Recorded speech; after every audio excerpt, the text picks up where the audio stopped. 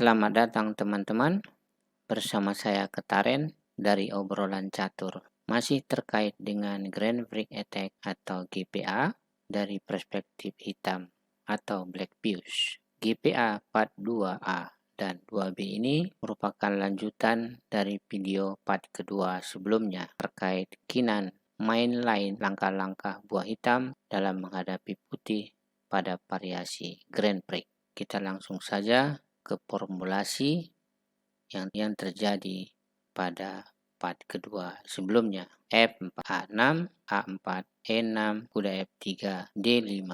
Putih melakukan pertukaran pion E4, pion D5, dan demikian juga hitam membalas akan pion D5. G3 biasa melakukan piansetto rencana pengembangan buah, kuda ke F6, gajah ke G2, D4 mengancam kuda, dan menteri melakukan skak, gajah menutup, kuda ke E4. Kedua belah pihak melakukan rokade. Pemain lain hitam di sini adalah melakukan pertukaran kuda D4, kuda makan kuda, menteri makan kuda. Ben F8 ke E8, kuda ke E5, sideline. Dan jawaban hitam di sini adalah segera melakukan pertukaran. Kuda makan kuda dan menteri makan kuda. Gajah ke F8 mengancam menteri, menteri ke H5. G6 mengancam menteri, menteri ke F3. Langkah terbaik hitam adalah mendorong pion D4 ke D3 akan memfungsikan Gf8 ke G7 dan juga rencana pertukaran menteri atau setidaknya double pion putih pada kolom D.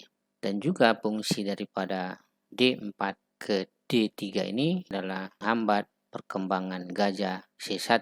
Dan juga fungsi selanjutnya adalah gajah F8 ke G2 akan melakukan feeding terhadap benteng A1. Menteri kan pion D3 yang dikorbankan, dan hal ini justru yang diharapkan oleh hitam. Terjadi pertukaran menteri dan tercipta double pion putih kolom D. Gajah ke G7, bagaimana kita sampaikan di depan tadi, menempati posisi D4 sekaligus mengunci aktivitas perwira di sayap menteri. Kita lanjutkan teman-teman. Safety raja ke H1, benteng ke B8, membangun serangan. A5, aktivitas benteng di A1 selanjutnya. Di sini teman-teman, putih melanjutkan rencana serangan mengingat pion B telah terkawal oleh benteng. H3 mengancam gajah dan tentunya gajah ke E2 sekaligus mengancam benteng dan pion yang tadi dikorbankan di D3. Benteng ke E1, gajah ke D4, raja ke H2, dan benteng ke H1. Putih melanjutkan dengan mengembalikan pion yang dikorbankan tadinya D3 dan melihat rencana manuver benteng akan ke E2, maka gajah G2 ke F3. Gajah kembali ke D4 sekaligus feeding terhadap benteng di A1. Benteng ke A3 mengancam gajah, D4 mengajak pertukaran, dan tentunya hitam melanjutkan rencana double benteng di jalur E. Sampai di sini teman-teman, apabila putih melakukan pertukaran gajah, mungkin bisa kita lihat gajah makan gajah. Kita akan coba melihat maka raja akan checkmate dalam waktu yang segera. Baiklah teman-teman, hal ini bukan opsi.